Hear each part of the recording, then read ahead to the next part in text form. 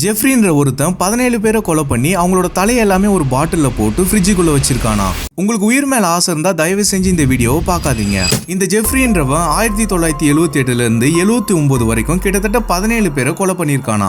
இவன் எதனால இந்த 17 பேரை கொலை பண்ணானா, இவனுக்கு எலும்பு கூடுனா ரொம்ப பிடிக்குமா. இவங்க கொலை பண்ண எல்லாருமே 6 வயசு பையன்ல இருந்து 72 வயசு கிழமை வரைக்கும் கொலை பண்ணியிருக்கானா.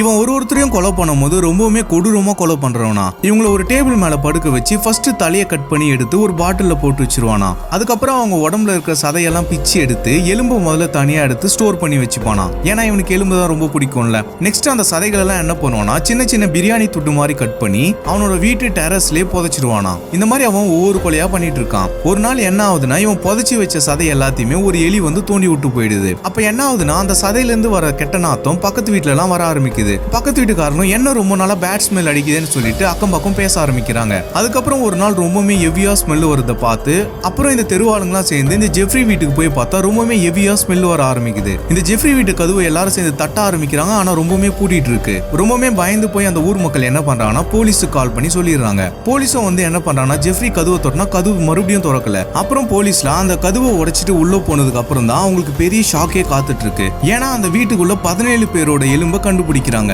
அதுக்கப்புறம் எலும்புலாம் இருக்கு, தலை எங்கன்னு தேடி பார்க்கும்போது தான் அவங்க வீட்டு ஃப்ரிட்ஜில் இருக்கு 17 பேரோட தலையும். இதை பார்த்தோன்னே போலீஸ் மரண பயத்துக்குள்ள போயிடுறாங்க. அதுக்கப்புறம் போலீஸ் இது ரொம்பவே டேஞ்சரான கேஸ்ன்னு சொல்லிட்டு சிவியரா ஆக்ஷன் எடுக்க பாக்குறாங்க. அதுக்கப்புறம் இந்த ஜெஃப்ரின்றவனை எங்கெங்கயோ தேடி கண்டுபிடிச்சு அரசும் பண்ணிடுறாங்க. இதுக்கப்புறம் ஜெஃப்ரியோட அப்பா கால் பண்ணி இது மாதிரி உங்க பையன் 17 பேரை கொலை பண்ணிட்டான்னு போலீஸ் சொல்றாங்க. அதுக்கு ஜெஃப்ரி அவங்க அப்பா, எனக்கும் என் பையனுக்கும் சுத்தமா சம்பந்தமே இல்ல, அவன் சின்ன வயசுலயே எங்க வீட்டை விட்டு ஓடி போயிட்டான்னு சொல்றாரு. அதுக்கப்புறம் ஜெஃப்ரியோட அப்பா இன்னொரு விஷயத்தையும் சொல்றாரு. இதுதான் இந்த கதையோட ட்விஸ்டே. அவங்க அப்பா என்ன சொல்றாருன்னா, ஜெஃப்ரிக்கு சின்ன வயசுல இருந்தே எலும்பு கூடுனா ரொம்ப பிடிக்கும். ஏன்னா அப்படி சொல்றேன்னா, சின்ன வயசுலயே அவன் அங்க பக்கத்துல இருக்கிற சுடுகாட்டுக்கு போயிட்டு அங்க இருக்கிற எலும்பு குண்டெல்லாம் தோண்டி எடுத்துன்னு வந்து எங்க வீட்டு பால்கனில வச்சிருவானா. இதெல்லாம் கேட்டு போலீஸ் என்ன பண்றானா, இவன் ஒருவேளை சைக்கோவா இருப்பான்னு சொல்லிட்டு கவுன்சிலிங் அனுப்புறாங்க. கவுன்சிலிங்கோட ரிசல்ட் என்ன வந்திருக்குன்னா, இவன் ஒரு சைக்கோன் தான். அதுக்கப்புறம் ஜெஃப்ரிக்கு ஒரு கொடூரமான மரண தண்டனை கொடுத்து இந்த கேஸை இதோட முடிக்கிறாங்க. இந்த ஒரு வீடியோ பத்தி நீங்க என்ன நினைக்கிறீங்கன்றத கமெண்ட்ல சொல்லுங்க.